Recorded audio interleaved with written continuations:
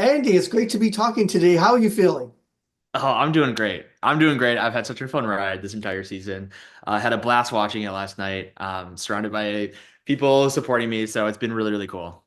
Now, yours is one of the most interesting and fascinating survivor stories we've seen in some time. The way you progress from one end to the other.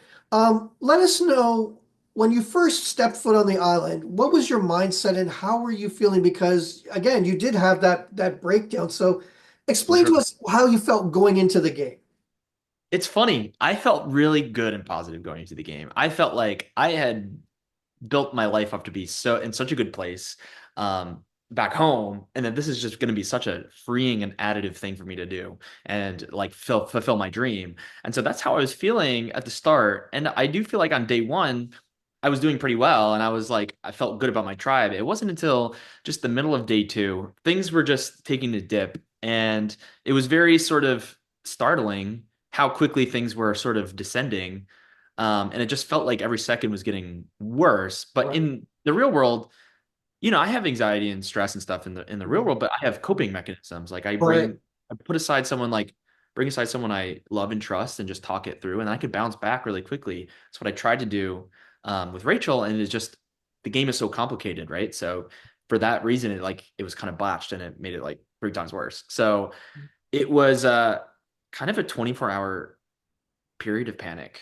Yeah. And it was kind of like I would say is a panic attack, Mm. culminating in the most difficult thing I've ever done physically in that first immunity challenge, which resulted in heat exhaustion and sort of like kind of a delirium from the heat exhaustion. And it was kind of a perfect storm to go from feeling how I did on day one all the Yeah. way to sort of rock bottom moment.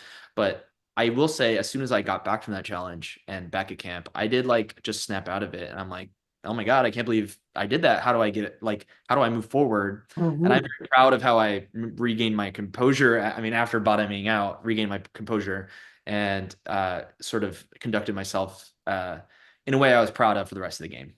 Well, the way you resurrected and brought your game back was quite amazing.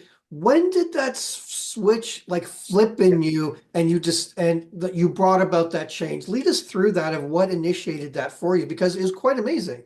It started when I woke up on the morning of day four. I Yeah. had survived that first tribal council, and I was in the water, and I was like, this has gone as poorly as I could have possibly imagined, but I'm still in the game, and like this is what I've been dying to do, and this is a game I love. So let me just like reframe like my perspective. Like I have to treat this a lot differently, and going forward, let me just first of all just like embrace each day and have fun and Yeah. learn out here. But then in terms of my strategy, I was like, right now.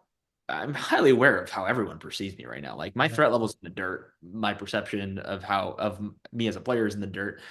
Let me play into that. It became a macro strategy that I really kept to for a really long time in the game, is taking every opportunity to downplay myself and lean into the things that were naturally downplaying myself, like struggling in the challenges and everything. Those are not premeditated, but I would always note that it was fueling this perception that I had, which um, is has its downsides, of course, and that's stuff I had Right. to deal with all the way throughout the game, but put me in a very sneakily really good position, in my opinion, at towards the middle of the merge.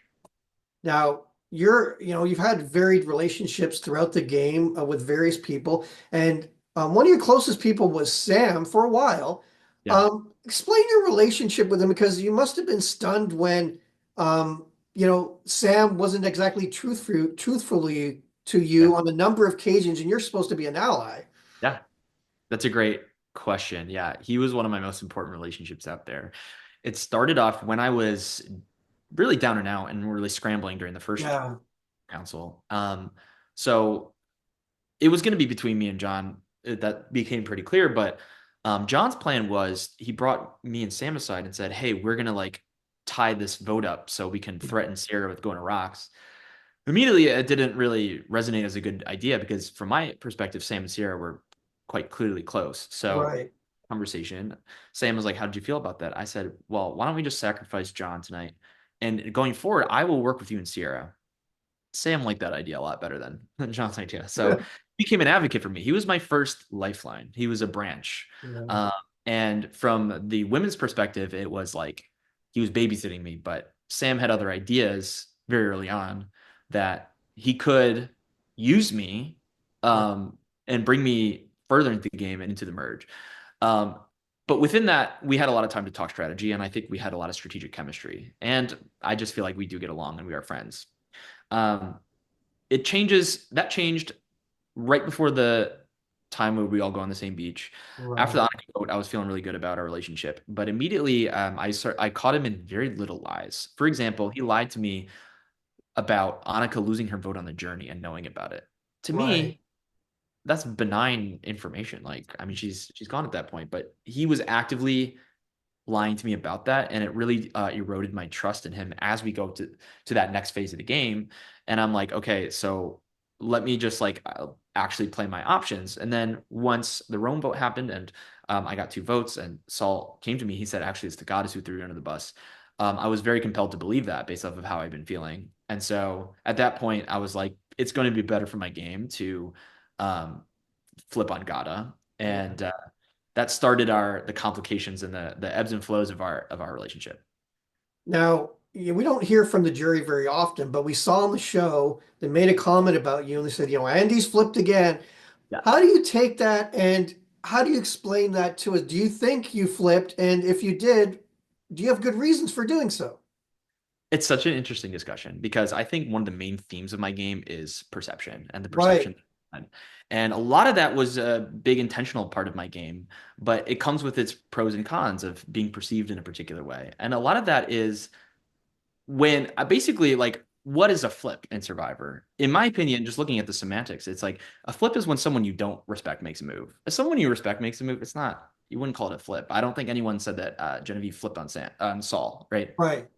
But I'm a flipper, and I'm guilty of that because I was like using that language as well. However, I knew that this was my perception of me. But what flipping does, at the very least, is show agency. This person is making a move in their self-interest.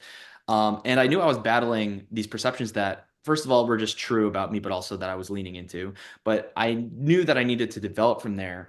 And just at that last leverage point I could, when at the impetus of Operation Italy, use that sort of last opportunity to exert my agency and kick off an endgame where I was placing big bets, but also making moves on my terms. And if that all worked out, I would sit at the end with so many things I could say that I did for me, and just own it and be like, I'm the biggest snake of the season, but I got myself here because I made moves at the right time. And if whether or not you perceive it as a flip, you can't take that away from me. And that was sort of my end game strategy.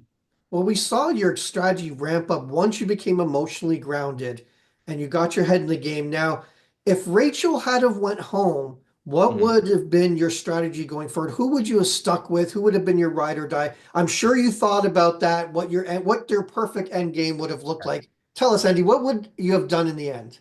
Well, I will say my plan A that round was had Genevieve not won immunity, I would have highly considered swinging back with Rachel and Sue and Right. using the block a vote to just vote, to swing and vote out Genevieve. Um, that was off the table. She won immunity. And so, right, we wanted to get rid of Rachel because she was like a very big threat in immunities, in fire making, and in terms of jury stock. If that had gone through, if magically she did not have an idol and she was going to be and she left at the final 6, my end game, I just knew I wanted to just keep being active and doing things on my terms. And if I played all of my cards right from 6 to 3, I was feeling good sitting next to Sue, next to Teeny, and like again, if I'm having a strong end game, I felt good sitting next to Sam as well. Now, obviously, you Genevieve, not can't. Genevieve. Now, obviously, you can't tell us who you voted for, but you're on the jury now. You got a very big, important decision to make. When Yeah. you were deciding who you want to cast your vote for, what were some of the things that were going through your mind, as someone who's played the game, Mhm. about what you were looking for in a winner? Well, I'm a super fan, right? Yeah, And I've thought a lot about this since before I played the game, what my mentality would be as a jury member. Um, I think, yeah, like I wanted, on a base level, of course, I wanted to give my vote to the person I perceived to play the best game. But I right. also had nuanced thoughts about that because often these discussions become pretty reductive, and it comes down to resumes and did you make this move you can credit that you could take credit for? Did you do this? Blah blah blah. Um, I didn't look at it on a resume level, but I was Right. like, I need someone to build a strong case, even if it's very unique to them, and very particular to their strengths and their weaknesses and their awareness of either. But I was just looking for the best case. Like if I was like, when you're on the jury, you're kind of like a job interviewer. Yeah. When you're interviewing for jobs, you kind of barely look at the resume. You like scan the resume and you're like, okay. You want to hear their story in totality. And um, based off of all that, I wanted to take all that information in and just award the best player the win. Now, obviously, you said yourself, you're a super fan. You've been watching Survivor forever. Now, it's one thing to think about the game and Yeah. be on the show, and it's a far another to have you and your experience being exposed to Yeah. everyone. And Yeah. everybody saw your highs and everybody saw your lows. Looking back at it, was it the experience you hoped it would be? And also, how was it like being seeing yourself so vulnerable on television? That's a great question. I think one of the first things I told the producers when I was like in the process was Yeah, that I fell in love with Survivor. Like I fell in love with the strategy and stuff, but then I also fell in love with the adventure of it all. right. And everyone goes through the journey that they can't pre-write ahead of time. You never know what your journey is going to be. You just have to put yourself out there, like go all out, not be afraid to be vulnerable, and like what will be will be. And so I did have the mentality going in, but yeah, that being said, there's just no way I could have predicted what my journey was going to be. Right. But this is just how it goes in life. You just have to find the gratitude in the situation. I have so much to be grateful for because I had such a big and wild adventure, so much to like use to learn and grow. I think when I sort of got back on my feet, that was my perspective. I was like, every single day out here is a lesson. Every single day out here, I'm learning and I'm growing. And I'm just so grateful and like deeply fulfilled with how this all happened. It's kind of freeing in a way to kind of be knocked down a peg or whatever. Because it's like it's very grounding and it's just like, okay, like not everyone's gonna like me, okay, whatever. Yeah. But I was myself, and the positivity I've received throughout the season is like is such a deep well that it makes it worth it 100 times over. Well, that was gonna say, Andy, you went from zero to hero and you gained a lot of fans in the process. Your journey again was one of the most interesting and fascinating we've ever seen on Survivor. All the best to you in the future and can't wait to see you on the finale, Andy. I appreciate it. Thank you so much. Great to meet you. Yeah, take care, Andy. Have a great day. All right, bye.